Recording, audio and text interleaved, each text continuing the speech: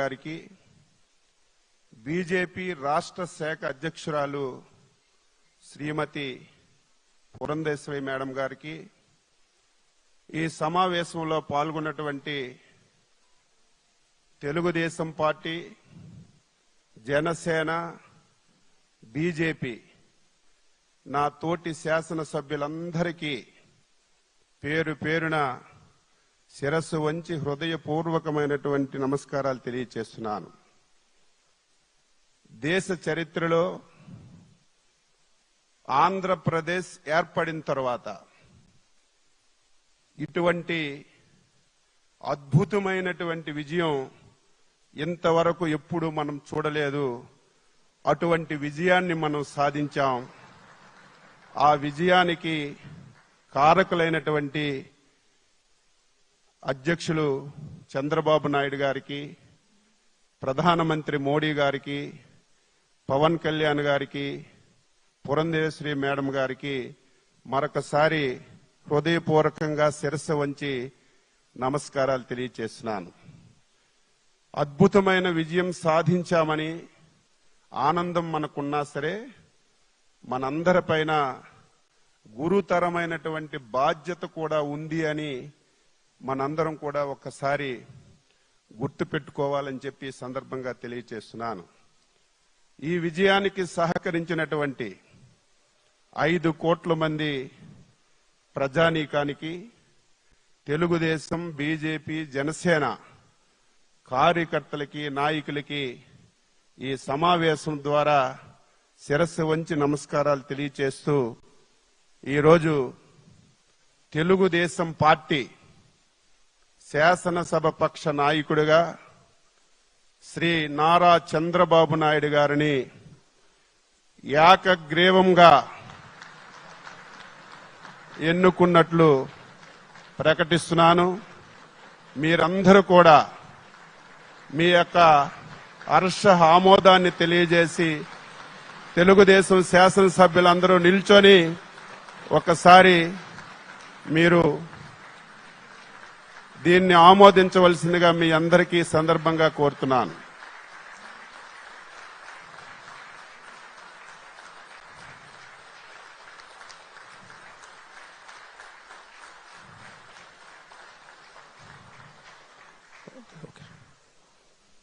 ఇప్పుడు జనసేన అధ్యక్షులు ప్రతిపాదించిన అంటే అండి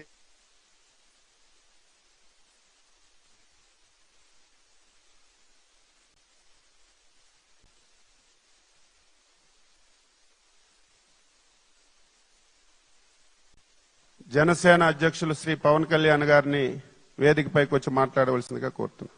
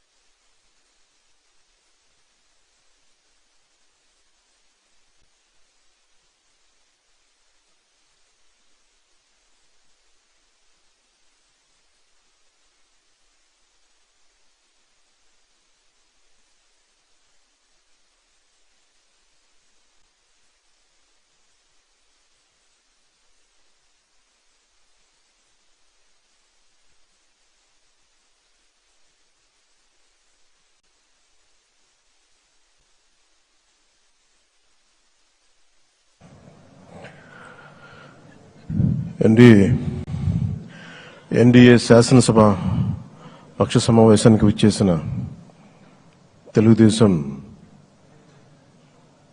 ఎమ్మెల్యేలకి, జనసేన ఎమ్మెల్యేలకి, భారతీయ జనతా పార్టీ ఎమ్మెల్యేలకి మనస్ఫూర్తిగా మీ అందరికీ నా హృదయపూర్వక నమస్కారాలు. మీ అందరికీ నా హృదయపూర్వక స్వాగతం తెలియజేసుకుంటున్నాను. వేదిక పైన తెలుగుదేశం రాష్ట్ర అధ్యక్షులు, మన తెలుగుదేశం పార్టీ రాష్ట్ర అధ్యక్షులు శ్రీ అచ్చెన్నాయుడు గారికి, భారతీయ జనతా పార్టీ అధ్యక్షురాలు శ్రీమతి దగ్గుపాటి పురంధేశ్వర గారికి నా హృదయపూర్వక నమస్కారాలు. తాడేపల్లిగూడెం సభలో నేను చెప్పినట్టుగా ఒక దార్శనికులు, 4 దశాబ్దాల సుదీర్ఘ అనుభవం, ఎన్నో ఒడిదుడుకులను ఎదుర్కొన్న తెలుగుదేశం జాతీయ పార్టీ అధ్యక్షులు శ్రీ నారా చంద్రబాబు నాయుడు గారికి నా హృదయపూర్వక నమస్కారం.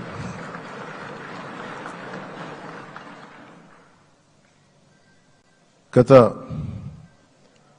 దశాబ్ద కాలంలో రాష్ట్ర విభజన జరిగినప్పటి నుంచి ఆంధ్ర రాష్ట్ర ప్రజలు నలిగిపోతున్నారు. గత 5 సంవత్సరాలుగా మరి రాష్ట్రంలోని విపత్కర పరిస్థితులు తెలుసు. మనందరం సమిష్టిగా పోరాటం చేసి కలిసికట్టుగా ఉండి అద్భుతమైన మెజారిటీలతోటి 164 శాసనసభ స్థానాలని ఎన్డీఏ కూటమి దక్కించుకుంది. అద్భుతమైన విజయం. 21 పార్లమెంట్ సభ్యుల్ని మొన్న సెంట్రల్ హాల్లో కూడా మాట్లాడుతూ ఉంటే అందరికీ ఆంధ్రప్రదేశ్ విజయం, తెలుగుదేశం, జనసేన, భారతీయ జనతా పార్టీతో కూడిన ఎన్డీఏ కూటమి విజయం దేశం మొత్తం చాలా ఒక స్ఫూర్తినిచ్చింది. ప్రతి ఒక్కరి విజయాన్ని వారి రాష్ట్రాల్లో ఎలా దీన్ని ముందుకు తీసుకెళ్లాలి, ఒక్క ఓటు చీలకుండా అలయన్స్ అంటే ఎలా ఉండాలి అనేది మన ఆంధ్ర ప్రాంత ప్రజలు, మన ఆంధ్ర రాష్ట్ర ప్రజలు మనందరం కలిసి కట్టుగా చూపించాం. 2021 మార్చి 14 ఇప్పటం సభలో నేను ఒకటే తెలియజేసుకున్నాను, ఆ ప్రభుత్వ వ్యతిరేక ఓటుని చీలనివ్వను. ఆ మాట మీద ఉన్నాం, ఆ మాట మీద నిలబడ్డాం. ఒడిదుడుకులు ఎదుర్కొన్నాం, తగ్గాం, కానీ నిలబడ్డాం. ప్రజల నమ్మకాన్ని పెంచాం. అద్భుతమైన మెజారిటీతో ఈ రోజున మనం ప్రభుత్వాన్ని స్థాపిస్తున్నాం. చాలా మాటలు ఇచ్చాం. పొద్దున కూడా జనసేన లెజిస్లేటివ్ పార్టీ మీటింగ్లో నాయకుడిగా ఎన్నుకున్న సందర్భంలో మాట్లాడుతూ మనం చాలా మాటలు ఇచ్చాం.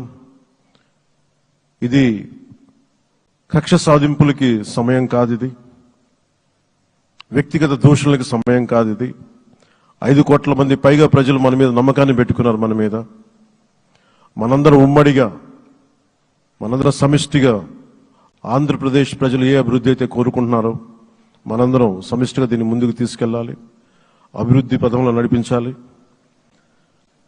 విద్య, వైద్యం, ఉపాధి, సాగునీరు, తాగునీరు, లా అండ్ ఆర్డర్ ఇవన్నీ చెప్పొచ్చాం. మనం బలంగా నిలబడతామని. అలాగే మేనిఫెస్టోలో, ఉమ్మడి మేనిఫెస్టోలో చాలా మాటలు ఇచ్చాం. వాటన్నిటినీ బాధ్యతగా ముందుకు తీసుకెళ్లాల్సిన అవసరం ఉంది. ఇలాంటి ఛాలెంజింగ్ టైమ్స్లో ఒక సుదీర్ఘమైన అనుభవం ఉన్న నాయకులు కావాలి. 4 దశాబ్దాల అనుభవం, అభివృద్ధి మీద అపారమైన అవగాహన, పెట్టుబడులను తెచ్చే సమర్థత, ప్రతిభ. విదేశాల్లో ఉండే నాయకుల్ని, మలేషియా దగ్గర నుంచి, సింగపూర్ దగ్గర నుంచి, యూరోప్ దగ్గర, అమెరికా నుంచి, ఆ దేశాల అధ్యక్షుల్ని తెలుగు రాష్ట్రాల వైపు దృష్టి మళ్లించేంత శక్తి సమర్థత ఉన్న శ్రీ నారా చంద్రబాబు నాయుడు గారికి ఆయన నాయకత్వం చాలా అవసరం, ఆయన అనుభవం చాలా అవసరం. అలాంటి అపారమైన అనుభవం ఉన్న వ్యక్తిని, అనుభవం ఒకటే కాదు, ధైర్యశాలి. ఈ రోజుకి నాకు ఒకటే గుర్తుంటుంది. మన తాడేపల్లిగూడెం సభలో చెప్పాను, చాలా క్లేమోర్ మైన్స్ పేలిపోతే జీప్ ఎగిరిపోయి కింద పడితే చొక్కా దులుపుకొని ఆయన మళ్లీ వచ్చి రాజకీయం చేసిన వ్యక్తి. ఈ రోజున సైబరాబాద్ ఉంది అంటే అది శ్రీ చంద్రబాబు నాయుడు గారి దార్శనికత. అలాంటి వ్యక్తి, ఆయన అనుభవం ఈ రోజున 2024 ఆంధ్రప్రదేశ్కి ఎన్డీఏ కూటమి తరపు నుంచి ముఖ్యమంత్రి అభ్యర్థిగా శ్రీ నారా చంద్రబాబు నాయుడు గారి పేరుని జనసేన పార్టీ పక్షాన నుంచి మేము బలపరుస్తున్నాం.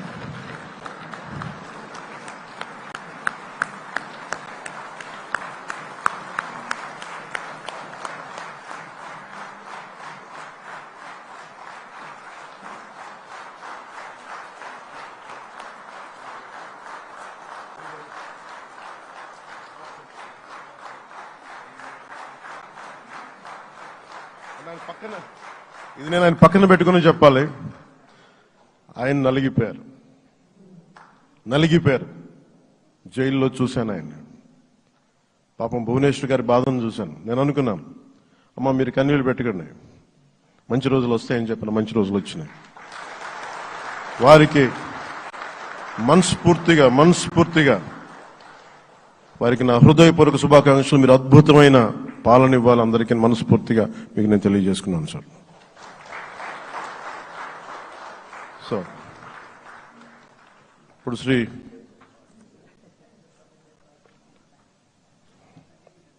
భారతీయ జనతా పార్టీ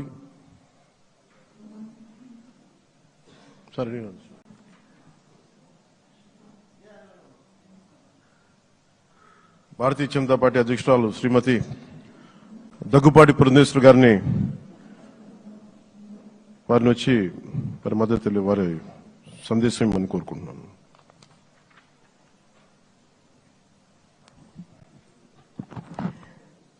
సభాయ నమః అంటూ సభాసదస్సుకు నమస్కరిస్తూ, సభాధ్యక్షులు సోదరులు అచ్చెన్నాయుడు గారికి, పెద్దలు నారా చంద్రబాబు నాయుడు గారికి, సోదరులు పవన్ కళ్యాణ్ గారికి, వేదిక ముందున్నటువంటి భారతీయ జనతా పార్టీ, తెలుగుదేశం, జనసేన ప్రజలచే ఎన్నుకోబడినటువంటి మీ అందరికీ పేరు పేరున ముందుగా నా నమస్కారాలు నేను తెలియజేస్తున్నాను.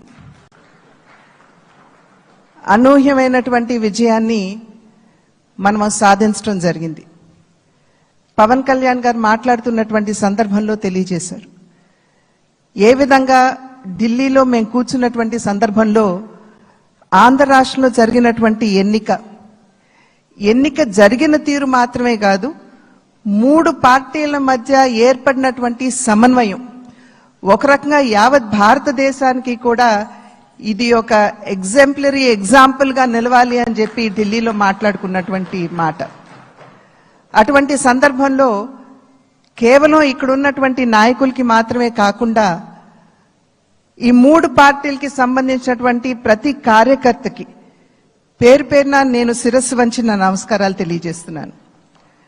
అదేవిధంగా తెలుగు ప్రజలు గడిచిన 5 సంవత్సరాల కాలంలో వారు ఎదుర్కొన్నటువంటి సమస్యలు, ఒక విధ్వంసకర పాలన, విద్వేషపూరిత పాలన, కక్షపూరితమైనటువంటి పాలన ఎదుర్కొన్నటువంటి సందర్భంలో అభివృద్ధి అన్న పదానికి అసలు అర్థం లేకుండా పోయినటువంటి నేపథ్యంలో సంక్షేమం, నిజమైనటువంటి సంక్షేమం అన్నది ప్రజలు దూరమైనటువంటి సందర్భంలో విసిగి వేసారిపోయినటువంటి ప్రజలందరూ కూడా మనం ఊహించలేదు. ఇంతటి ఘనమైన విజయం మనం సాధించగలమని చెప్పి మనం ఊహించలేదు. ఖచ్చితంగా అధికారంలోకి వస్తాము అనేటువంటి భావన ప్రతి ఒక్కరిలో ఉన్నప్పటికీ, ప్రతి నాయకుడికి వచ్చినటువంటి మెజారిటీని ఒక్కసారి మనం చూసినట్లయితే ప్రజలు ఒక కసితోటి ఎట్లాగైనా సరే ఈ యొక్క ప్రజా వ్యతిరేక పాలనకి అంతం పొందించాలి. జగన్మోహన్ రెడ్డి అనేటువంటి ఒక రాక్షసుడు ఎవరైతే పరిపాలిస్తున్నారో ఇంటికి పంపించాలి అనేటువంటి భావన ఏదైతే వారి మనసులో కరుడుగట్టి ఉన్నదో అది వారు బయటికి చెప్పకనే వారు ఓటు మాధ్యమంగా తెలిపినటువంటి నేపథ్యంలో వారందరికీ కూడా, తెలుగు ప్రజలందరికీ కూడా నా ధన్యవాదాలు నేను తెలియజేస్తున్నాను. ఒక పక్క అనూహ్యమైనటువంటి విజయం అని చెప్పి మనం అందరం చాలా సంతోషపడినప్పటికీ, రెండవ పక్కన మనం ఈ విజయం నుండి నేర్చుకోవాల్సినటువంటి పాఠాలు కూడా ఉన్నాయి అని చెప్పి గ్రహించవలసినటువంటి అవసరం ఉన్నది అని చెప్పి గట్టిగా విశ్వసిస్తున్నాను నేను. ఎందుకంటే ఎప్పుడైతే రాష్ట్ర అభివృద్ధిని మనం పట్టించుకోకుండా ప్రజల్ని నిజమైనటువంటి సంక్షేమానికి ఎప్పుడైతే మనం దూరం చేస్తామో, మాకు తెలుసు ఏ విధంగా నిర్ణయం చేయాలి అని చెప్పి ప్రజలు ఈ ఎన్నికల్లో ఓట్ల మాధ్యమంగా వారు మనకి ఒక హెచ్చరిక ఇచ్చారు అని చెప్పి నేనైతే భావిస్తున్నటువంటి నేపథ్యం. కనుక ఈ యొక్క అనూహ్యమైనటువంటి విజయాన్ని, ఈ పరిణామాన్ని మనం గెలిచాము, అధికారంలోకి వచ్చాము అనేటువంటి భావన కన్నా ప్రజాహిత పాలనని, సుపరిపాలనని ఏ విధంగా ప్రజలకు అందించాలి అనేటువంటి విషయం మీద ఖచ్చితంగా మనం అందరం కూడా దృష్టి కేంద్రీకరించవలసినటువంటి ఆవశ్యకత చాలా ఉంది. ఆ సందర్భంలో ఈ మూడు పార్టీల యొక్క కలయిక, ఒక్కసారి మూడు పార్టీల యొక్క ఆలోచన విధానాన్ని గనక మనం తరిచి చూసినట్లయితే, భారతీయ జనతా పార్టీ ఆది నుండి కూడా, ఎప్పుడైతే భారతీయ జనతా పార్టీ ఏర్పడిందో ఆనాటి నుండి కూడా సబ్కే సాత్ సబ్కా వికాస్ అనేటువంటి ఒక సంకల్పంతో ముందుకు వెళ్తున్నటువంటి వైనం మనందరికీ తెలుసు. అదేవిధంగా నందమూరి తారక రామారావు గారు తెలుగుదేశం పార్టీని స్థాపిస్తున్నటువంటి సందర్భంలో సమాజమే దేవాలయం, పేదవాడే దేవుడు అనేటువంటి ఒక విశ్వాసంతో ప్రజల మధ్యకు వచ్చినటువంటి నేపథ్యం. అదేవిధంగా జనసేన ఆవిర్భావం చూసినా కూడా సమాజంలో ఎక్కడైనా సరే పేదవాడికి, సాధారణ పౌరుడికి గనక అన్యాయం జరిగినట్లయితే గళం విప్పి ప్రశ్నిస్తాము అంటూ ముందుకు వచ్చినటువంటి నేపథ్యం. కనుక ఈ మూడు పార్టీల యొక్క ఆవిర్భావం, వారి యొక్క ఆలోచన విధానం చూసినట్లయితే ఒకే దిశలో ఒకే రకంగా ఉన్నటువంటి విషయాన్ని మనం గమనించాలి. అంటే సమాజంలో ఉన్నటువంటి సాధారణ పౌరుడికి న్యాయం చేయాలి, పేదవాడికి నిజమైనటువంటి సంక్షేమాన్ని అందించాలి అనేటువంటి లక్ష్యం ఈ మూడు పార్టీలకు ఉన్నటువంటి సందర్భంలో ఈ మూడు పార్టీల యొక్క కలయిక నిజంగా ఒకంత ఆలస్యమైనా కూడా ఇది రాష్ట్రానికి చాలా అవసరమైనటువంటి కలయిక అని చెప్పి నేను భావిస్తున్నాను. మరి నేను అనేక సందర్భాల్లో చెప్తూ ఉంటాను, ఈ మూడు పార్టీల యొక్క కలయిక చూసినప్పుడు ఒక త్రివేణి సంగమాన్ని మనం చూస్తున్నట్టుగా మనం భావించవలసినటువంటి నేపథ్యం. ఒక పక్క చంద్రబాబు నాయుడు గారి స్ఫూర్తి, చంద్రబాబు నాయుడు గారి యుక్తి, రెండవ పక్క నరేంద్ర మోడీ గారి స్ఫూర్తి, అదేవిధంగా పవన్ కళ్యాణ్ గారి శక్తి. ఈ మూడింటి కలయికే ఇవాళ రాష్ట్ర ప్రజల ముందు ఈ యొక్క అలయన్స్ గా, కూటమిగా ముందుకు వచ్చినటువంటి విషయాన్ని మనం అందరం కూడా గమనించవలసినటువంటి అవసరం చాలా ఉంది. ఇందాక చెప్పినట్లుగా ప్రజా సంక్షేమ పాలనని, సుపరిపాలనని ఏ విధంగా ప్రజలకు అందించాలి అనేటువంటి విషయం మీద దృష్టి పెడుతూ కక్షపూరితంగా ముందుకు వెళ్లకుండా మనం కూడా మన కార్యకర్తలకి తెలియజేస్తూ వారిని కూడా ఒకంత శాంతింపపరుస్తూ, ఎందుకంటే గడిచిన 5 సంవత్సరాల కాలం వారు ఎదుర్కొన్నటువంటి సమస్యలు ఏదైతే ఉన్నాయో, ఇబ్బందులు ఏవైతే ఉన్నాయో వాటి నేపథ్యంలో ఒకంత అత్యుత్సాహం కావచ్చు ముందుకు వచ్చి మరి ఏ విధంగా మనం ముందుకు వెళ్ళాలి అనేటువంటి అంశం మీద దృష్టి సారిస్తున్నటువంటి సందర్భంలో మనం సంయమనాన్ని పాటించడం మాత్రమే కాకుండా మన కార్యకర్తలు కూడా మనం సమయాన్ని పాటించవలసినటువంటి ఆవశ్యకతని వారందరికీ తెలియజేయవలసినటువంటి బాధ్యత మన మీద ఉన్నది అని చెప్పి తెలియజేస్తూ, ఏదైతే ఇప్పుడు సోదరులు పవన్ కళ్యాణ్ గారు మరి ప్రతిపాదించారో చంద్రబాబు నాయుడు గారిని మన నాయకుడిగా ఎన్నుకోవటం, నేను దాన్ని సమర్థిస్తున్నాను అని చెప్పి తెలియజేస్తూ మీ అందరికీ ధన్యవాదాలు తెలియజేస్తూ చంద్రబాబు నాయుడు గారికి మరి ఒక్కసారి నేను శుభాకాంక్షలు తెలియజేస్తున్నాను. నమస్కారం. జై.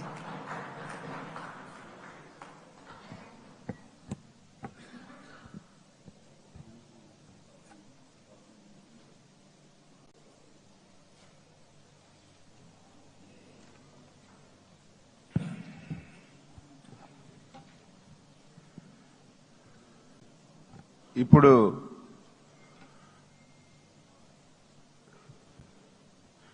ఎన్డీఏ ముఖ్యమంత్రి అభ్యర్థిగా మనందరం ఏకగ్రీవంగా ఎన్నిక చేయబడినటువంటి పెద్దలు గౌరవనీయులు శ్రీ నారా చంద్రబాబు నాయుడు గారు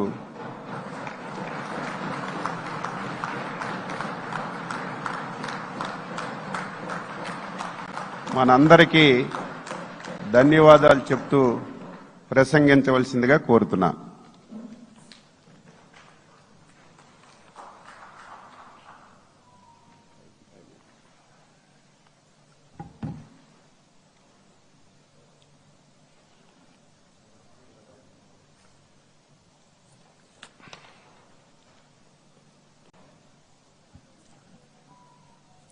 అందరికీ నమస్కారాలు.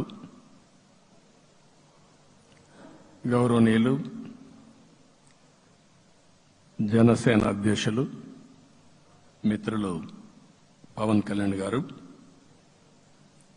అదే సందర్భంలో బీజేపీ రాష్ట్ర పార్టీ అధ్యక్షురాలు పురంధేశ్వరి గారు, గౌరవనీయులు అచ్చెన్నాయుడు గారు, ఈ సమావేశానికి విచ్చేసినటువంటి నూతనంగా ఎంపికైనటువంటి ఎన్డీఏ ఎమ్మెల్యే అభ్యర్థులందరికీ పేరు పేరున మనస్ఫూర్తిగా నమస్కారాలు, అభినందనలు, శుభాభినందనలు. అందరూ కూడా మనస్ఫూర్తిగా కంగ్రాచులేషన్స్. అదే సమయంలో మీరందరూ కలిసి నన్ను శాసనసభ నాయకుడిగా, ఎన్డీఏ శాసనసభ నాయకుడిగా ఎన్నుకున్నందుకు మనస్ఫూర్తిగా అందరికీ నమస్కారాలు తెలియజేస్తున్నా, అభినందనలు తెలియజేస్తున్నా, ధన్యవాదాలు. ఇప్పుడే మిత్రులు మాట్లాడారు. నేను కూడా చాలా ఎన్నికలు చూశాను. ఈసారి రాష్ట్ర చరిత్రలో ఎప్పుడూ ఇవ్వనటువంటి తీర్పు ఇచ్చారు. ఈ తీర్పు మళ్లీ నిలబెట్టుకునే బాధ్యత మనందరిపైన ఉంటుంది. అయితే రాష్ట్రంలో ఉండే 5 కోట్ల ప్రజలందరికీ శిరస్సు వంచి పాదాభివందనం చేస్తున్నా. ఈ రాష్ట్రాన్ని కాపాడుకోవడానికి మీరు చూపించిన చొరవ కోసం అందరం కూడా ఒకటి క్యాంపెయిన్ చేశాం. ప్రజలు గెలవాలి, రాష్ట్రం నిలబడాలి. ప్రజలు గెలిచారు. రాష్ట్రాన్ని నిలబెట్టే బాధ్యత ఇక్కడుండే శాసనసభ్యులపైన, మనందరిపైన ఉంది. ఈ విషయం మనం గుర్తుపెట్టుకోవాల్సిన అవసరం ఉంది. ఒక అరాచక పాలన, ఒక విధ్వంసకర పాలన. మామూలుగా ఇది చూస్తే ఈ కూటమి ఏర్పాటు చేసినప్పుడు కూడా నేను ఎప్పుడూ మర్చిపోలేను. ఇప్పుడే పురంధేశ్వరి గారు చెప్పారు, పవన్ కళ్యాణ్ గారు చెప్పారు. 3 పార్టీలు కూడా ఒక అత్యున్నతమైన ఆశయాల కోసం పార్టీలు పెట్టినప్పటికీ ఈరోజు కలయిక కూడా మీరు చూస్తే, ఈ కలయికని చాలా ఎన్నికలు చూశాను కానీ నా చరిత్రలో ఎన్నికలైన తర్వాత కంప్లైంట్స్ ఉండేటివి. ఇక్కడ పలానోళ్ళు సరిగా పనిచేయలేదు, ఇక్కడ ఈ నాయకులు కోఆపరేట్ చేయలేదని. నేను చూసిన మొట్టమొదటి ఎన్నిక, ఈసారి ఎన్నికల్లో మాత్రం 100కి 100% 3 పార్టీల నాయకులు, కార్యకర్తలు సమిష్టిగా పనిచేశారు. దానికి కారణం మనం ఒకసారి అన్వేషిస్తే, ప్రజలు మనోభావాలకు అనుగుణంగా మన కార్యకర్తలు కూడా ప్రవర్తించే పరిస్థితికి వచ్చారు. రాష్ట్రంలో ఉండే ప్రతి ఒక్క కార్యకర్తని, 3 పార్టీల తరపున ఉండే ప్రతి ఒక్క కార్యకర్తని, నాయకుడిని మనస్ఫూర్తిగా అభినందిస్తున్నా, ధన్యవాదాలు తెలియజేస్తున్నా, కృతజ్ఞతలు తెలియజేస్తున్నా. మేము చాలా వేవ్స్ చూశాం. 94లో 1 సైడ్ ఎన్నికలు జరిగాయి. అప్పుడు కూడా ఇన్ని సీట్లు రాలా, ఇన్ని ఓట్లు రాలా. ఈరోజు మనం చూస్తే 175 సీట్లకు గాను 164 సీట్లు గెలిచాం. అంటే 11 సీట్లే ఓడిపోయాం. అంటే స్ట్రైకింగ్ రేట్ 93%. అంటే మామూలుగా 93% రావడం అనేది దేశ చరిత్రలోనే అరుదైన అనుభవం ఇది. అలాంటి అనుభవం ఇక్కడ చూపించారు. ఓటింగ్ కూడా 57% ఓట్లు వేశారు. మనకు 50% ఓట్లు వేస్తే ఎక్కువ అనుకుంటాం. అలాంటిది 57% ఆవరేజ్గా ఈ రాష్ట్ర ప్రజానీకం మనల్ని ఆశీర్వదించారంటే మనలో ఎంత బాధ్యత పెరిగిందో మనం ఒక్కసారి గుర్తుపెట్టుకోవాల్సిన అవసరం ఉంది. జిల్లాల వారిగా, పార్లమెంట్ల వారిగా విశ్లేషిస్తే శ్రీకాకుళం క్లీన్ స్వీప్ 7కు 7 గెలిచాం. విజయనగరం అన్ని గెలిచాం. అరకు 2-3 ఎన్నికల్లో మనం గెలవకుండా ఈసారి ఎన్డీఏ అభ్యర్థులు చూస్తే 7కు 5 గెలిచాం. మన దురదృష్టం పార్లమెంట్ పోయింది.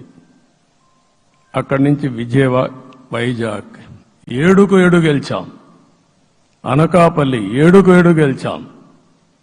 దెన్ తూర్పుగోదావరి, కాకినాడ, అమలాపురం, రాజమండ్రి, నరసాపురం, పక్కన వస్తే ఏలూరు, మచిలీపట్నం, కృష్ణా, గుంటూరు, నరసరావుపేట, బాపట్ల అన్స్టాపబుల్ 7కు 7 గెలిచాం.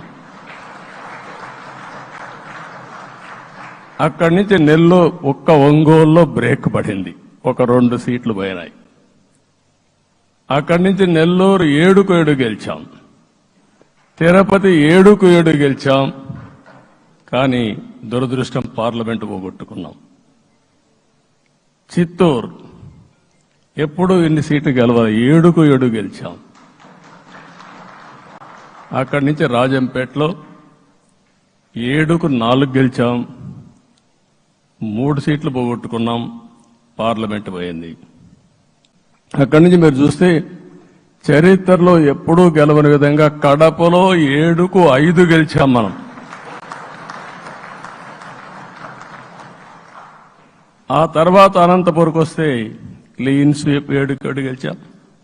హిందూపూర్లో 7కు 7 గెలిచాం. నంద్యాల ఎప్పుడూ ఊహించని విధంగా 7కు 7 గెలిచాం. ఆ తర్వాత కర్నూలుకు వస్తే 7కు 5 గెలిచాం. నేను ఈ 11 మందిని కూడా అదే మారిగా జనసేన మిత్రులు పవన్ కళ్యాణ్ గారు 21 సీట్లు తీసుకొని 21 గెలిచాడు.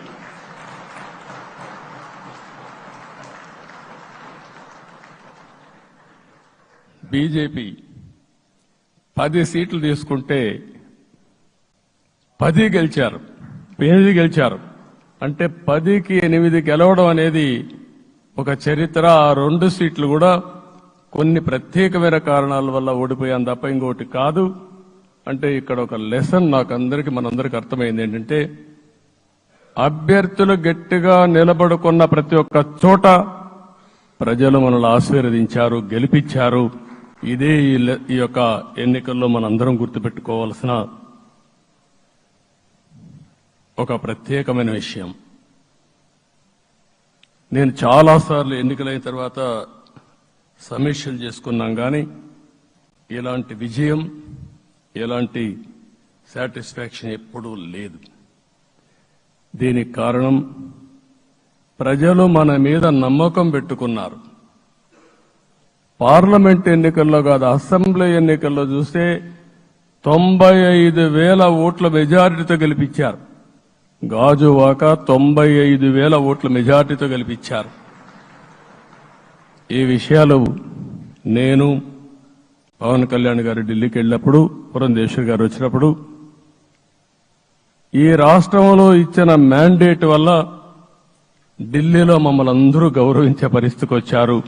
మీ గెలుపు వల్ల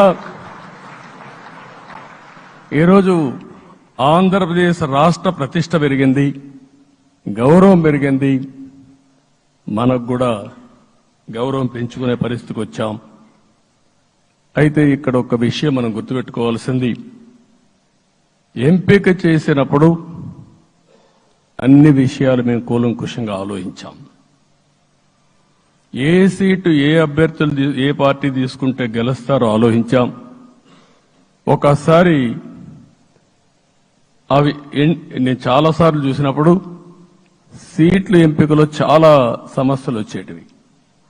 మొట్టమొదటిసారిగా మొన్న ఎంపికల్లో కూడా చిన్న చిన్న సమస్యలు తప్ప ఎక్కడా పెద్ద సమస్యలు రాలేదు. అంటే మేమందరం కూడా ఒకటి ఆలోచించాం, గెలిపే ధ్యేయంగా పనిచేయాలి కాబట్టి ఏ సీట్లో ఎవరు సీట్ ఇస్తే వాళ్ళు గెలుస్తారో ఆ సీట్లే ఇచ్చాం. అదే సమయంలో సీట్లు ఇచ్చిన తర్వాత ప్రతి ఒక్కరూ గౌరవించి గెలిపించే బాధ్యతకు వచ్చారు. ఇంకొక పక్కన ఈరోజు మిమ్మల్ని అందరినీ ఇప్పుడే పవన్ కళ్యాణ్ గారు చెప్పినట్టు వారి యొక్క సమయ స్ఫూర్తిని నేను ఎప్పుడూ మర్చిపోలేను.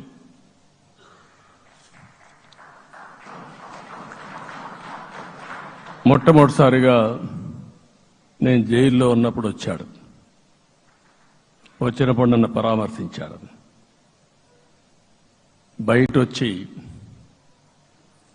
ఈ రాష్ట్రం అంత మునుపు చెప్పినా, అంత మునుపు అనేక సందర్భాల్లో ప్రభుత్వ వ్యతిరేక ఓటు చేయకూడదని చెప్పారు.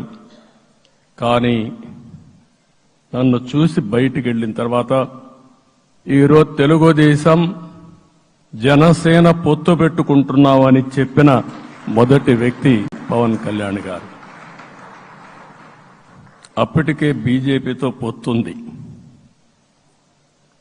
అయితే ఒక మాట చెప్పాడు, బీజేపీతో పొత్తుంది, బీజేపీ తెలుగుదేశం జనసేన 3 పార్టీలు కలిసి పోటీ చేస్తామని కూడా చెప్పి మళ్లీ ఆ ప్రయత్నం చేసి కడాన రాష్ట్ర ప్రయోజనాల దృష్ట్యా బీజేపీ తెలుగుదేశం జనసేన పొత్తు పెట్టుకున్నాం. మనస్ఫూర్తిగా ఆయన అభినందిస్తున్నా. ఆ రోజటి నుంచి ఎలాంటి పొరపక్షాలు లేకుండా కలిసి పనిచేశారు. మాకు కొన్ని అనుమానాలు ఉండేటివి, ఓటు ట్రాన్స్ఫర్ అవుతుందా లేదా, ఓటు ట్రాన్స్ఫర్ కాకపోతే ఎక్కడన్నా సీట్లు నష్టపోతామని. అందుకే మీరు ఒకసారి చూస్తే ఎన్నికలు మొత్తం సెట్ అయింది, నామినేషన్స్ వేసాం, ముందుకెళ్ళాం. అదే సమయంలో మొట్టమొదటిసారిగా కొవ్వూరులో 3 పార్టీల నాయకులు కలిసి, నేను, పవన్ కళ్యాణ్ గారు, పురంధేశ్వరి గారు ముగ్గురం కలిసి ఫస్ట్ మీటింగ్ అడ్రస్ చేశాం. అక్కడి నుంచి 6 జిల్లాల్లో మేమిద్దరం కలిసి తిరిగాం. బీజేపీ నాయకులు కలిసి వచ్చారు. ఆ తర్వాత మొట్టమొదటిసారిగా అమిత్ షా గారు ఏదైతే అనంతపూర్లో ధర్మవరం కాన్స్టిట్యున్సీకి వచ్చారు. నేను మొన్న నేషనల్ మీటింగ్లో కూడా చెప్పాను. ఆయన వచ్చినప్పుడు చాలా స్పష్టంగా ఎందుకు మేము పొత్తు పెట్టుకున్నామనే విషయాలు చెప్తూ ఈ ప్రభుత్వ అవినీతిని ఎండగట్టారు, సూటిగా మాట్లాడారు. ఆ ఒక్క మీటింగ్తో రాష్ట్రం మొత్తం ఒక నమ్మకం వచ్చింది. బీజేపీ కూడా పూర్తిగా ఈ కూటమిని సపోర్ట్ చేస్తున్నారనే కాకుండా ఈ రాష్ట్రానికి ఏ అవసరం ఉందో చెప్పగలిగారు. అది అయిన తర్వాత ప్రధానమంత్రి గారు వచ్చారు. మొట్టమొదటి మీటింగ్ మీరు చూస్తే ఇక్కడనే రాజమండ్రిలో పెట్టారు. రాజమండ్రిలో స్పష్టత ఇచ్చారు, నేను అనకాపల్లిలో స్పష్టత ఇచ్చారు. తర్వాత రాజంపేటలో మాట్లాడుతూ చాలా క్లియర్గా చెప్పారు. ఇదే విజయవాడకు వచ్చినప్పుడు రోడ్ షో పెడితే నా జీవితంలో ఎప్పుడూ చూడలేదు, ప్రధానమంత్రి గారు కూడా అదే చెప్పారు, బ్రహ్మాండమైన రోడ్ షో విజయవాడలో జరిగిందని ప్రధానమంత్రి గారు కూడా అభినందించే పరిస్థితికి వచ్చారు. ఇవన్నీ కలయికే మన విజయం. ఈ విషయం మనం గుర్తుపెట్టుకోవాల్సిన అవసరం ఉంది. మీరు కష్టపడ్డారు. నేను చాలా ఎన్నికల్లో చూశాను. అందరూ అభ్యర్థులు కూడా ఈ ఎన్నికల్లో కష్టపడిన విధానం గాని ఇంత కష్టం నేను ఎప్పుడూ చూడలేదు. ఒక్క మాటలో చెప్పాలంటే ప్రతి ఒక్కరూ మనసు పెట్టి పనిచేశారు. అందుకే ఈ గెలుపు వచ్చిందని చెప్పి కూడా నేను మీకు తెలియజేస్తున్నా. మీ అందరి సహకారంతో రేపు ప్రమాణ స్వీకారం చేస్తున్నాను. దానికి మీ అందరికీ ధన్యవాదాలు. రేపు ప్రమాణ స్వీకారానికి నరేంద్ర మోడీ గారు ప్రధానమంత్రిగా వారు వస్తున్నారు. అదే మరిగా ఎన్డీఏ నాయకులు వస్తున్నారు. ఇది ఒక అరుదైన అనుభవం. అంటే నేను 4వసారి ముఖ్యమంత్రిగా ప్రమాణ స్వీకారం చేస్తున్నాను కానీ ఈసారి దీనికి ఉండే ప్రాధాన్యత, ప్రజలు మన మీద పెట్టుకున్న నమ్మకం, నష్టపోయారు, ఇబ్బందులు పడ్డారు, మన మీద హోప్ పెట్టుకున్నారు. తిరిగి నేను ఒక్కడినే చేసే కార్యక్రమం కాదు. అందరం సమిష్టిగా మళ్లీ ప్రజలకు రుణం తీర్చుకునే సమయం ఆసన్నమైంది. దానికి ఈ రాష్ట్రానికి పూర్తిగా కేంద్ర సహకారం అవసరం. నిన్న పోయినప్పుడు కూడా నేను చాలా స్పష్టంగా కేంద్ర నాయకత్వాన్ని కోరాను. అటు అమిత్ షా గారిని, అదే మరి ప్రధానమంత్రి గారిని అందరినీ కోరాం. పూర్తిగా సహకరిస్తామని వారు హామీ ఇచ్చారు. దానికి మనందరి తరపున కేంద్రంలో ఉండే ప్రధానమంత్రి నరేంద్ర మోడీ గారిని, అదే మరి అమిత్ షా గారిని, కేంద్ర నాయకత్వాన్ని, అదే మరిగా బీజేపీ దేశ అధ్యక్షుడైనటువంటి నేషనల్ ప్రెసిడెంట్ గారి నడ్డా గారిని మనస్ఫూర్తిగా అభినందిస్తున్నానని చెప్పి కూడా నేను మీకు తెలియజేస్తున్నాను. ఈరోజు 40 సంవత్సరాలుగా రాజకీయాల్లో ఉన్నాను. నేను ఎప్పుడు కూడా రాగద్వేషాలకు అతీతంగా రాజ్యాంగంలో ఏదైతే మనం ప్రమాణం చేస్తామో రాజ్యాంగాన్ని అనుసరించి అదే విధంగా పనిచేశాను. మళ్లీ ఈరోజు మీ అందరికీ హామీ ఇస్తున్నాం. నాకు అలవాటు ప్రజల కోసం కష్టపడడం, అవిశ్రాంతంగా పనిచేయడం, పోరాటాలు మాత్రమే నాకు తెలుసు. ప్రజాహితం మాత్రం తెలుసు. తప్పకుండా దాన్ని నిలబెట్టుకుంటా. ఇన్ని దశాబ్దాలుగా కూడా ప్రతి అడుగు కూడా మీరు ఒకసారి చూస్తే ప్రతి ఆలోచన, తపన అన్ని కూడా ప్రజల కోసమే చేశాం. ఈరోజు మనకిచ్చింది ప్రజల అధికారం కాదు. ఇది ఒక పవిత్రమైన, అత్యున్నతమైన బాధ్యత మనకు అప్పచెప్పారు. ఈ విషయం అనుక్షణం ప్రతి ఒక్కరూ మనం గుర్తుపెట్టుకోవాల్సిన అవసరం ఉంది. నేను 14 సంవత్సరాలు దగ్గర ముఖ్యమంత్రిగా ఉన్నాను. 15 సంవత్సరాలు ప్రతిపక్ష నాయకుడిగా పనిచేశాను. ఎన్నో సవాళ్లు చూశాను, ఎన్నో సంక్షోభాలు చూశాను. ప్రతి ఒక్క సంక్షోభాన్ని ఒక అవకాశంగా మలుచుకుని ముందుకు పోయాం. ఈరోజు కూడా మీకు అందరికీ, ఈరోజు రాష్ట్రంలో మనం చూస్తే చాలా సమస్యలున్నాయి. నా అనుభవాన్ని మొత్తం తీసుకుని పూర్తిగా మీ అందరి సహకారంతో, మిత్రులు పవన్ కళ్యాణ్ గారి సహకారంతో పేద ప్రజల జీవితాలను మార్చడానికి మనం నిత్యం ఆలోచిద్దాం. అది చేసి మన నిజాయితీని, మన కృతజ్ఞతని ప్రజలకు తెలియజేద్దాం. అందుకని ఇంకొక పక్క మీరు ఆలోచిస్తే రాష్ట్రం పూర్తిగా శిథిలమైపోయింది. దెబ్బతినని వర్గం అంటూ లేదు. అందుకనే ఓసారి ఆశ్చర్యం కూడా వేస్తుంది. ఈ రాష్ట్రం నుంచి కూలి పనుల కోసం వేరే రాష్ట్రాలకు వెళ్లిన వ్యక్తులు సొంత డబ్బులు పెట్టుకుని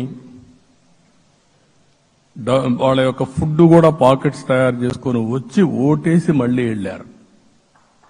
ఇది ఊహించని పరిణామం. ఇక్కడుండేవాడు ఓటేయడం ఒక ఎత్తైతే, పేదవాడు చిన్న చిన్న పనులు చేసుకునేవాడు కూడా వచ్చి ఓటేశారు.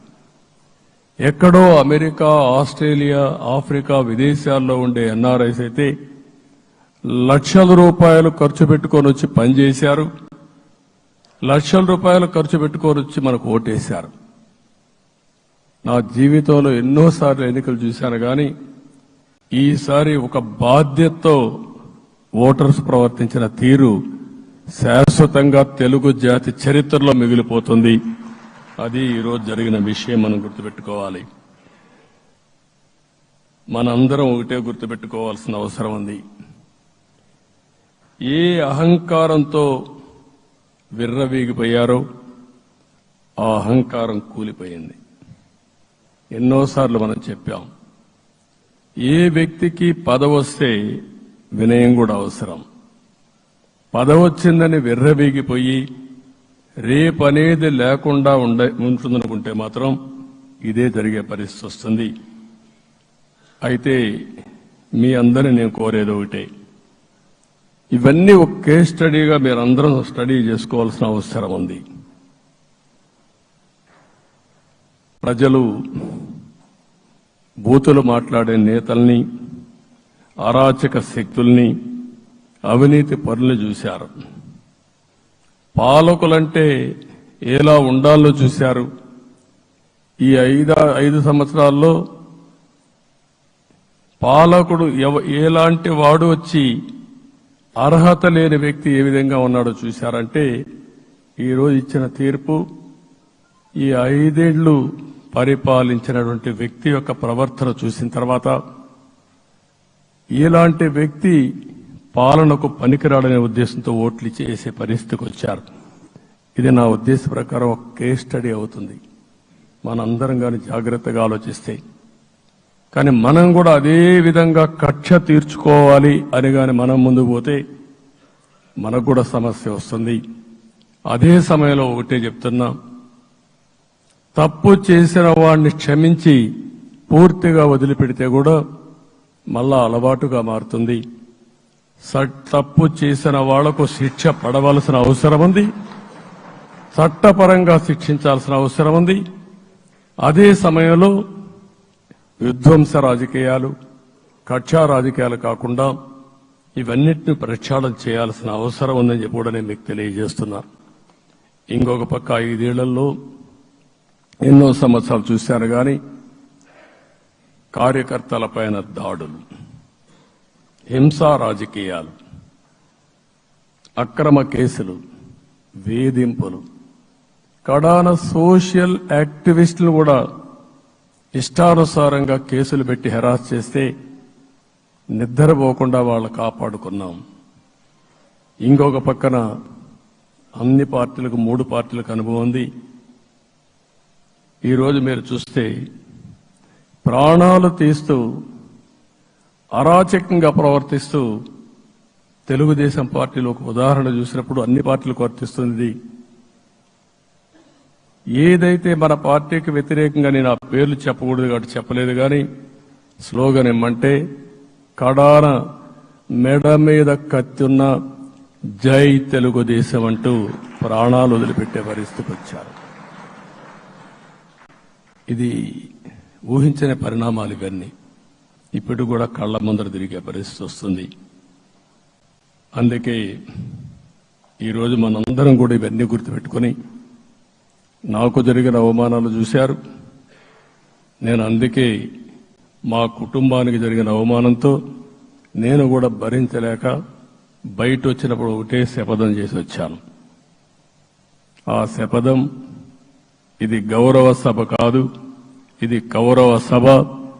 ప్రజాక్షేత్రంలో గెలిచి మళ్లీ ఈ సభను గౌరవ సభగా చేసి అడుగు పెడతానని చెప్పి శపథం చేసి బయట వచ్చాను. ఓసారి ఇవన్నీ చరిత్ర. ఆ శపథాన్ని ప్రజలు గౌరవించారు. గౌరవించిన ప్రజల్ని నిలబెట్టే బాధ్యత మనందరిపైన ఉంది. సభను కూడా ఎన్నోసార్లు పవన్ కళ్యాణ్ గారు చెప్పారు, భవిష్యత్తులో ఆంధ్రప్రదేశ్ శాసనసభని ఒక గౌరవ సభగా చేసి ప్రజా సమస్యల్ని చర్చిస్తామని చాలా స్పష్టంగా చెప్పారు. అలాంటి బ్రహ్మాండమైన వాతావరణం క్రియేట్ అవుతుంది. దానికి ఒక శాసనసభాపక్ష నాయకుడిగా నేను హామీ ఇస్తున్నా. మళ్ళీ ఈ సభను గౌరవ సభగా ఈరోజు మన పరిపాలన ప్రజా ప్రభుత్వంగా మనం ముందుకు పోవాల్సిన అవసరం ఉంది. ముందుకు పోతామని చెప్పి కూడా నేను మీకు తెలియజేస్తున్నా. ఇంకా కిందికి డెప్త్కి వెళ్తే గవర్నమెంట్లో ఏముందో ఇప్పటికి తెలియదు,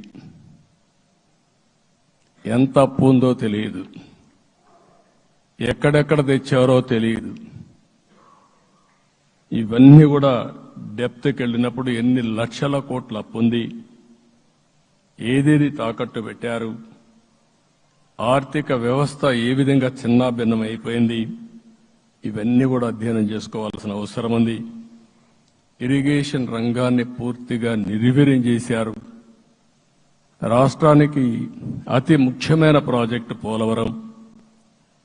కేంద్రం క్లియర్గా పోలవరానికి సహకరించారు. నాకు ఇప్పుడు కూడా జ్ఞాపకం ఉంది, 2014 కంటే ముందు నేను ముఖ్యమంత్రి అయ్యాను, ఎంపికయ్యాను, ఢిల్లీకి వెళ్ళాను. ఢిల్లీకి వెళ్ళినప్పుడు 7 మండలాలు తెలంగాణలో ఉన్నాయి. పోలవరం ముంపుకు గురి అయ్యే 7 మండలాలు తెలంగాణలో ఉన్నాయి. ఆ 7 మండలాలు అక్కడుంటే జూన్ 2వ తారీఖున నోటిఫికేషన్ వస్తే ఆ తర్వాత తెలంగాణ అనుమతి ఉంటే తప్ప, పునరావాసానికి ఒప్పుకుంటే తప్ప మనం పోలవరం కట్టే పరిస్థితి లేదు. ఆ రోజు రాజ్నాథ్ సింగ్ గారు పార్టీ అధ్యక్షుడు. అదే మాదిరిగా ఆ రోజు వెంకయ్యనాయుడు గారు కూడా యాక్టివ్గా ఉన్నారు. నేను ఒకటే కోరాను, ప్రజలు నన్ను ఎంపిక చేసుకున్నారు, ఇక్కడ మనం ఎన్డీఏ వచ్చింది, ఈ ప్రాజెక్టు పూర్తి కావాలంటే ఆ 7 మండలాలు ఆంధ్రప్రదేశ్ రాష్ట్రానికి ఇస్తే తప్ప పూర్తి కాదు. మీరు 7 మండలాలు ఇవ్వకపోతే నేను ప్రమాణ స్వీకారం చేయను, నాకు ఈ పదవి వద్దని ఆ రోజు చాలా స్పష్టంగా చెప్పాను. ఇది ఎప్పుడు కూడా చరిత్రలో ఎప్పుడు జరగని విషయం. ఆ రోజు ప్రధానమంత్రి గారు నరేంద్ర మోడీ గారు ఇవన్నీ ఆలోచించి ఫస్ట్ కేబినెట్ మీటింగ్ లో పెట్టి ఒక ఆర్డినెన్స్ ఇచ్చి ఆ 7 మండలాలు ఆంధ్రప్రదేశ్కి ఇచ్చి తర్వాత పార్లమెంట్ సమావేశాలు పెట్టుకున్నారంటే అది ఒక చరిత్ర. అంటే ఆ రోజు గాని కేంద్రంగాన 7 మండలాలు ఇవ్వకపోయుంటే పోలవరం ప్రాజెక్టు ప్రారంభమయ్యేది కాదు. అన్ని కష్టాలు పడి మళ్లీ డబ్బులన్నీ కోర్టులో ఉండే కేసులన్నీ విత్డ్రా చేయించి అన్ని చేయించాం. 72% పనులు పూర్తి చేశాం. ఈరోజు మళ్లీ మొదటికి వచ్చింది. డయాఫామ్ వాల్ పూర్తిగా కొట్టుకోబోయే పరిస్థితికి వచ్చింది, డ్యామేజ్కి అయ్యే పరిస్థితి వచ్చింది, ఎక్కడుందో తెలియని పరిస్థితి. మళ్లీ కేంద్ర సహకారంతో రాష్ట్రానికి అతి ముఖ్యమైన ప్రాజెక్టు పోలవరం, దీన్ని పూర్తి చేసే బాధ్యత, దీన్ని పూర్తి చేసి నదుల అనుసంధానం చేసి మన అందరం ప్రతి ఒక్క ఎకరాకు నీళ్లు ఇవ్వగలిగితే దానికంటే బ్రహ్మాండమైన కార్యక్రమం ఏమీ ఉండదు. వ్యవసాయ రంగం స్టెబిలైజ్ అవుతుంది. ఇది సాధించడానికి అన్ని విధాలా కష్టపడతామని చెప్పి కూడా నేను మీకు తెలియజేస్తున్నాను. ఇంకొక పక్క వ్యవసాయ రంగం పూర్తిగా సంక్షోభంలో పడిపోయింది. రైతులు అప్పుల పాలయ్యారు. 5 ఏళ్లలో 9 సార్లు కరెంటు ఛార్జీలు పెంచారు. ఈ విధంగా ఇవన్నీ కూడా ఇంకొక పక్క మీరు చూస్తే అమరావతి 10 సంవత్సరాల తర్వాత మన రాజధాని ఏదంటే చెప్పుకోలేని పరిస్థితి. ఇప్పటికి కూడా మనకు గుర్తొచ్చేది ప్రజావేదిక విధ్వంసం. అలాంటి దుర్మార్గమైన కార్యక్రమాలు జరిగాయి. ఇవన్నీ కూడా గుర్తు చేసుకుంటూనే కక్షపూరిత రాజకీయాలు కాకుండా కన్స్ట్రక్టివ్ పాలిటిక్స్ కి మనం ముందుకు పోవాల్సిన అవసరం ఉంది. అందుకే ఈరోజు నేను ఒకటే మీ అందరికీ హామీ ఇస్తున్న, మీ ద్వారా ప్రజలందరికీ, మనది ప్రజాప్రభుత్వం. ఇకపైన మన ప్రభుత్వంలో ప్రజావేదికల కూల్చివేతలుండవు. 3 రాజధానులంటూ రాష్ట్ర భవిష్యత్తు ఆటలాడే పరిస్థితి ఉండదు. మన రాజధాని అమరావతి, అమరావతి రాజధాని, విశాఖపట్నం ఆర్థిక రాజధానిగా, ఒక ప్రత్యేకమైన సిటీగా, ఆధునికమైన నగరంగా తయారు చేసుకుందాం. దాన్ని ఎప్పుడు కూడా నేను కంబైన్డ్ ఆంధ్రప్రదేశ్ కూడా గుర్తుపెట్టుకున్నాను. విశాఖపట్నం అటు జనసేనకు, తెలుగుదేశానికి, బీజేపీకి ముగ్గురు కూడా చాలా ముఖ్యమైన నగరం ఇది. ఎందుకు నేను ఈ మాట అంటున్నానంటే, లాస్ట్ ఎలక్షన్లో 2014లో హరిబాబు అక్కడ ఎంపీగా గెలిచారు. తర్వాత విడిపోయిన తర్వాత 2014లో మళ్లీ మనం పోటీ చేసినప్పుడు చేశాం. 2019లో 4 అసెంబ్లీ సీట్లు గెలిపించిన ఏకైక నగరం విశాఖపట్నం తెలుగుదేశం పార్టీకి. అదే మాదిరిగా ప్రజల్లో గణనీయమైనటువంటి అభిమానం జనసేన అధినేత పవన్ కళ్యాణ్ గారి పైన ఉంది. ఈ 3 కలిపి నిన్న ఒక సునామీ మారిగా వచ్చింది. అక్కడ ఒక్కొక్క సీట్లో మీరు చూస్తే 90,000, 90,000, 70,000, 80,000 మెజారిటీతో గెలిపించారంటే ఆనాటి ముఖ్యమంత్రి విశాఖపట్నాన్ని రాజధానిగా చేస్తాను, ఎన్నికలు అవుతానే అక్కడే ప్రమాణ స్వీకారం చేస్తానంటే నువ్వు రావద్దు అని ప్రజా తీర్పిచ్చిన రాజధాని నగరం విశాఖ నగరం. అంటే ఎలాంటి టెంప్టేషన్ కూడా లొంగలేదు వాళ్ళు. ఇది ఒక అనుభూతి. విశాఖపట్నాన్ని మర్చిపోయే సమస్య లేదు. తగిన గుర్తింపు ఇస్తాం, అభివృద్ధి చేస్తాం. ఇంకొక పక్క కర్నూలుని కూడా ఇదే మాదిరిగా చెప్పి కర్నూలుని జ్యుడిషియల్ క్యాపిటల్ గా చేస్తామని కడాని ఏమీ చేయకుండా వదిలిపెట్టినటువంటి వ్యక్తి. ఈరోజు మీరు ఒక్కసారి గుర్తుపెట్టుకోవాల్సింది, నేను చాలా ఎన్నికలు చూశాను కానీ రాయలసీమలో 1 సైడ్ ఎన్నికలు జరిగాయి. బ్రహ్మాండంగా ఓట్లేశారు. ఓట్లేయడమే కాదు, ఊహించనటువంటి మెజార్టీస్ ఇచ్చారు. ఇది నేను కొంచెం భయపడ్డాను బిగినింగ్ లో, కానీ ఊపు చూసిన తర్వాత మాత్రం అనిపించింది అందరూ ఎక్స్పెక్ట్ చేశారు రాయలసీమలో కొంచెం ఇబ్బంది ఉంటుందని. అలాంటి రాయలసీమ తిరుగుబాటు చేసే పరిస్థితికి వచ్చింది. దానికి కూడా మన అందరి మీద బాధ్యత ఉంది. కర్నూలుని అన్ని విధాల అభివృద్ధి చేసే బాధ్యత Telugu Desam party, Janasena, BJP, NDA కూటమి తీసుకుంటామని కూడా హామీ ఇస్తున్నాను. ఈ 3 సిటీలే కాకుండా మొత్తం అన్ని జిల్లాల్ని సమభావంతో ఆలోచించి మనం ముందుకెళ్దాం. ఇంకొక పక్క మనలో ఏ కోశాన కూడా అహంకారం ఉండకూడదు, అరాచకం అనేది ఎక్కడా కనిపించకూడదు. ఈ రాష్ట్రంలో అశాంతికి చోటు అనేది లేకుండా ముందుకు పోవాల్సిన అవసరం ఉంది. రాష్ట్ర ప్రజలందరికీ హామీ ఇస్తున్నా, సీఎం వస్తున్నాడంటే చెట్లు కొట్టేయడం, లేకపోతే రోడ్లు మూసేయడం, షాపులు బంద్ చేయడం, పరదాలు కట్టుకోవడం అవన్నీ ఉండవు. సీఎం కూడా ఒక మామూలు మనిషిగానే వస్తా,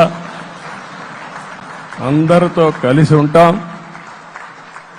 నేను సీఎంగా ఉన్నా, మా మిత్రుడు పవన్ కళ్యాణ్ గారు ఏ హోదాలో ఉన్నది కూడా రేపు అనౌన్స్ చేసుకుంటాం. మేమందరం కూడా సామాన్యమైన వ్యక్తులుగానే వస్తాం మీ దగ్గరికి, మీలో ఒక వ్యక్తిగా ఉంటాం. మాకు హోదా సేవ కోసరం తప్ప పెత్తనం కోసరం కాదు. ఆ విషయం ప్రజలందరికీ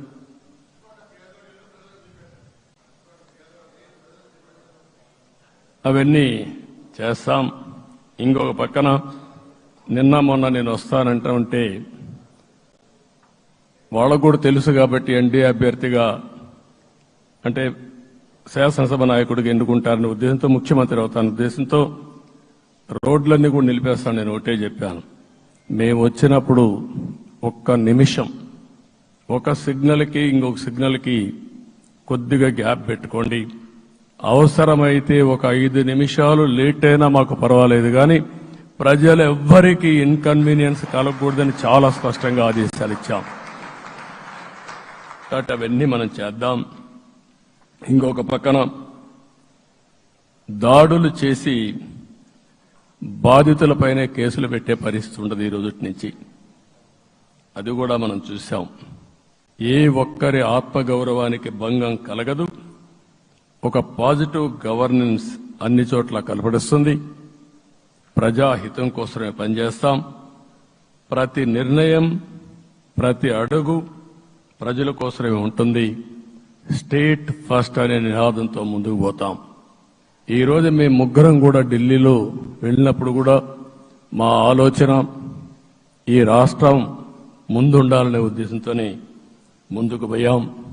అదే సమయంలో ఈ రోజు మన రాష్ట్రానికి కూడా సముచితమైన గౌరవం. ముగ్గురు మంత్రులు కేంద్రంలో మన వాళ్ళు ఉండే పరిస్థితికి వచ్చారు. ఒక పక్కన రామ్మోహన్ నాయుడు శ్రీకాకుళం ఎంపీ, ఆయన కేంద్రంలో మంత్రి పదవి, కేబినెట్ పదవి వచ్చింది. ఇంకొక పక్కన పెంబసాని చంద్రశేఖర్కి స్టేట్ మినిస్టర్గా ఎంఓఎస్ కింద ఇచ్చారు. మూడోది కూడా ఒక సామాన్యమైన కార్యకర్త Srinivasa Varma, Narasapur MP, BJP MP, ఈరోజు కేంద్రంలో మంత్రి స్థానం వచ్చింది. ఓసారి బీజేపీలో కూడా ఇది ఒక ప్రత్యేకత. ఆయన ఎంపీ ఇచ్చినప్పుడు నాకే ఆశ్చర్యం వేసింది. ఒక మామూలు వ్యక్తి ఎంపీ ఇచ్చారు. అప్పుడు ఆలోచించినప్పుడు నేను ఫస్ట్ మీటింగ్ పోతే వచ్చాడు. వచ్చినప్పుడు నేను ఎంక్వైరీ చేస్తే ఆయన స్ట్రాంగ్గా పార్టీ కోసం పనిచేశాడు. ఒక పార్టీ కార్యకర్తను గుర్తించిన పార్టీ భారతీయ జనతా పార్టీ. అది కూడా తెలుగుదేశంలో కూడా చేస్తున్నాం, జనసేనలో కూడా చేస్తున్నాం. వారి యొక్క ప్రత్యేకత. ఈరోజు నిన్న కూడా మనం అందరం చూస్తే మోదీ గారు మొన్నే మీటింగ్ అయినప్పుడు చూశాం. ఆయన స్పీచ్ను కూడా చూశాం. నేను కూడా చాలా స్పష్టంగా చెప్పాను. 10 సంవత్సరాల మోడీ గారి పరిపాలన దేశ ప్రతిష్ట పెంచింది. ప్రపంచంలోనే భారతీయులకు గుర్తింపు వచ్చింది. 11వ స్థానంలో ఉన్న ఆర్థిక వ్యవస్థ ఈరోజు 5వ స్థానానికి తీసుకొచ్చారు. ఇంకొక పక్కన ఎన్డీఏ 3.0 ఈ పరిపాలన 5 ఏళ్లలో 5వ స్థానం నుంచి 3వ ఆర్థిక అతిపెద్ద దేశంగా భారతదేశం ఎమర్జ్ కాబోతుంది. ఇది మన దేశానికి గర్వకారణం. ఇంకొక పక్కన ఆయన కల వికసిత్ భారత్ 2047, మనందరి కల వికసిత్ ఆంధ్రప్రదేశ్. ఇది మనందరం ఒక కలగా పెట్టుకొని ముందుకు పోవాల్సిన అవసరం ఉంది. అదే సమయంలో మనందరి ఆలోచన పేదరికం లేని సమాజం, zero poverty nation, zero poverty state, zero poverty నియోజకవర్గం. ఇది ఎన్టీ రామారావు గారి కళ. ఆయన చాలాసార్లు నేను మొన్న కూడా చెప్పాను. ఒకప్పుడు కమ్యూనిజం, క్యాపిటలిజం, సోషలిజం ఇది ఆర్థిక సంస్కరణ రాని ముందు ప్రతి ఒక్కరిని అడిగే విధానం. ఎవరిని అడిగినా మీరు ఏ సైడ్ ఉంటారని అడిగేవాళ్ళు. అలాంటి సమయంలో ఎన్టీ రామారావు గారిని మీరు ఏ ఇజాన్ని నమ్ముతారో చెప్పమంటే నాకు ఈ ఇజాల గురించి తెలియదు, నాకు తెలిసింది ఒకే ఒక ఇజం, అది హ్యూమనిజం అని చెప్పిన ఏకైక నాయకుడు భారతదేశంలో ఎన్టీ రామారావు గారు. ఆయన ఆ రోజు చెప్పింది పేదరికం లేని సమాజాన్ని సృష్టించాలని, పేదవాళ్లే దేవుళ్ళు, సమాజమే దేవాలయం అని చెప్పిన వ్యక్తి. ఆ కళని సాధికారం చేద్దాం. అదే నేను నిన్న చెప్పినప్పుడు కూడా ఈ దేశం అభివృద్ధి కావడంలో ఎలాంటి అనుమానం లేదు. కానీ ఆ అభివృద్ధి ఫలితాలు పేదవాళ్లకు తీసుకుపోవడంలో కాన్షియస్ ప్రజా నిర్ణయాలు తీసుకోవాలి, పబ్లిక్ పాలసీ తీసుకోవాలి. దానికి మన రాష్ట్రం నాంది పలికి కేంద్రానికి కూడా ఒక ఆదర్శంగా మనం నిరూపించుకుందాం. దానికి మీరందరూ కూడా మీ మీ స్థాయిల్లో మీరు చేయాల్సిందిగా నేను కోరుకుంటూ ఈరోజు ప్రజలందరికీ విజ్ఞప్తి చేస్తున్నాం. మీరు ఓట్లు వేశారు, మమ్మల్ని గెలిపించారు, మీరు గెలిచారు, మీ పని అయిపోలేదు. కానీ మమ్మల్ని అనునిత్యం ఆశీర్వదించుతూ నడిపించే బాధ్యత ప్రజల్ని తీసుకోమని పూర్తిగా కోరుకుంటున్నాం.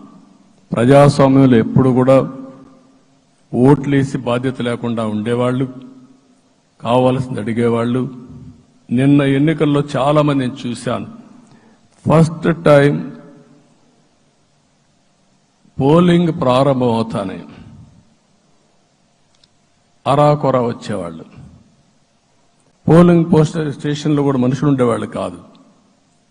కొంతమంది మధ్య తరగతి అబోవ్ ఉండేవాళ్ళైతే ఎప్పుడో మధ్యాహ్నం పైన పోదామని ఇంట్లో లీజర్గా పడుకునేవాళ్లు. మధ్యాహ్నం పైన కూడా ఖాళీగా ఉంటే వచ్చేవాళ్లు. ఎండలు ఎక్కువ ఉంటే కొంతమంది అవాయిడ్ చేసేవాళ్ళు. అందుకే మొన్న ఎన్నికల్లో మీరు చూస్తే ఫస్ట్ అవర్లో ప్రతి ఒక్క పోలింగ్ స్టేషన్ ఫుల్గా క్యూలు ఉన్నాయి. ఆ క్యూలు కంటిన్యూ అయింది. మీరు చూస్తే రాత్రి 2 గంటల వరకు క్యూలో నిలబడుకొని ఓట్లు వేశారంటే వాళ్ళ బాధ్యత వాళ్ళు నెరవేర్చారు. దానికి మనం అందరం గుర్తుపెట్టుకొని ఏ విధంగా చేయాలనో మనం కూడా చేయాల్సిన అవసరం ఉంది. ప్రజలందరికీ విజ్ఞప్తి చేస్తున్నా, మమ్మల్ని నడిపించండి. ఎక్కడైనా మేము తప్పు చేస్తే చెప్పే విధానం కూడా ఎస్టాబ్లిష్ చేస్తాం. ఎప్పటికప్పుడు ఫీడ్బ్యాక్ ఇవ్వండి. ఫైనల్గా కలిసి సాగుదాం, రాష్ట్రాన్ని పునర్నిర్మాణం చేద్దాం. నా జీవితంలో నేను చాలా చూశానుగా నాకు ఒకటే కోరిక, భారతదేశం ప్రపంచ దేశాల్లో నెంబర్ 1 దేశంగా తయారు కావాలి. అవుతుంది, దాంట్లో అనుమానం లేదు. 2047కి ప్రపంచంలో భారతదేశం మొదటి స్థానం బాగా పనిచేసుకుంటే, లేకపోతే 2వ స్థానంలో మనం ఉంటాం. అదే సమయంలో ప్రపంచం మొత్తం భారతీయులు నెంబర్ 1 స్థానంలో ఉంటారు. అది నరేంద్ర మోడీ గారి కళ. అది డెఫినెట్ గా జయప్రదం అవుతుందని నేను ప్రగాఢంగా విశ్వసిస్తున్నా. ఇందులో నా స్వార్థం కూడా ఉంది. తెలుగు జాతి ప్రపంచంలోనే నెంబర్ 1గా ఉండాలనేది మన కోరిక. ఇప్పటికీ మీరు చూస్తే హైయెస్ట్ పర్ క్యాపిటా ఇన్కమ్ ప్రపంచంలో ఏ దేశంలోకి వెళ్ళా భారతీయులు సంపాదిస్తున్నారు. అందులో అగ్రస్థానంలో తెలుగు వాళ్ళు ఉన్నారు. అదే సమయంలో ఈ రాష్ట్రాన్ని నెంబర్ 1గా చేయాలనే సంకల్పం మనందరికీ ఉండాల్సిన అవసరం ఉంది. ఇది అసాధ్యం కాదు.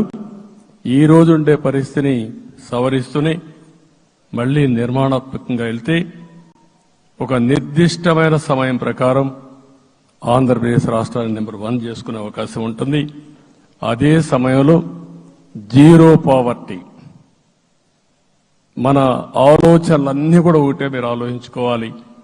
ఎవరైతే పేదవాళ్ళు ఉన్నారో, పేదవాళ్ళలో నిరుపేదలున్నారో దానిపైన దృష్టి పెట్టాలి.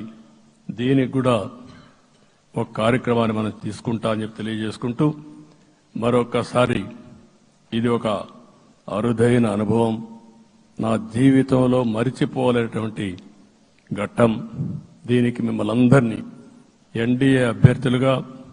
ఎన్డీఏ అభ్యర్థిగా ముఖ్యమంత్రిగా నన్ను ఎంపిక చేసిన ఎన్డీఏ ఎమ్మెల్యేలందరినీ పేరు పేరున మనస్ఫూర్తిగా అభినందిస్తూ మరొకసారి బాధ్యత ఈ రోజు నుంచి ఇంకా ఎక్కువైంది.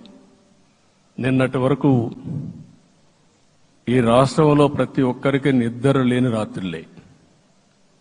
నా ఒక్కడికే కాదు.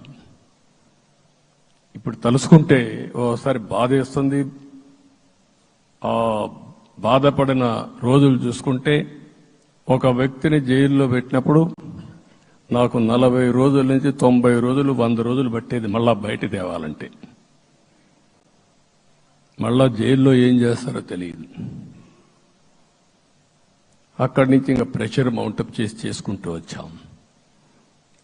ఆ త్యాగం చేసిన రోజులను ఒకసారి గుర్తుపెట్టుకుంటూ సఫర్ అయిన ప్రతి ఒక్కరిని, పార్టీ కార్యకర్తలనే కాకుండా ప్రజలను కూడా గుర్తుపెట్టుకొని సోషల్ యాక్టివిస్టులు గుర్తుపెట్టుకొని ఈ రాష్ట్ర పునర్నిర్మాణం కోసం ముందుకు పోదామని తెలియజేసుకుంటూ మరొకసారి మీ అందరికీ మనస్ఫూర్తిగా అభినందనలు తెలియజేసుకుంటూ నన్ను పూర్తిగా బలపరిచినటువంటి మిత్రుడు పవన్ కళ్యాణ్ గారికి అదే మాదిరిగా బీజేపీ నాయకత్వానికి పురంధేశ్వరి గారు ఇక్కడ నేను చూశాను. మేమిద్దరం వారు ఎంపీ అభ్యర్థిగా ఉన్నప్పటికీ ఎప్పుడో కంప్లైంట్ చేసినా లేకుంటే కోఆర్డినేషన్ ప్రాబ్లం వచ్చినా ఇమీడియట్ గా స్పందించి వారు కూడా కోఆర్డినేట్ చేశారు.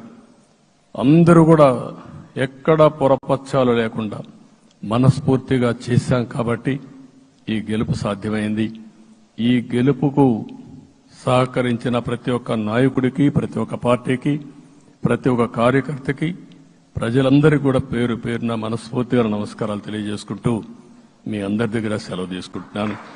జై హింద్, జై హింద్.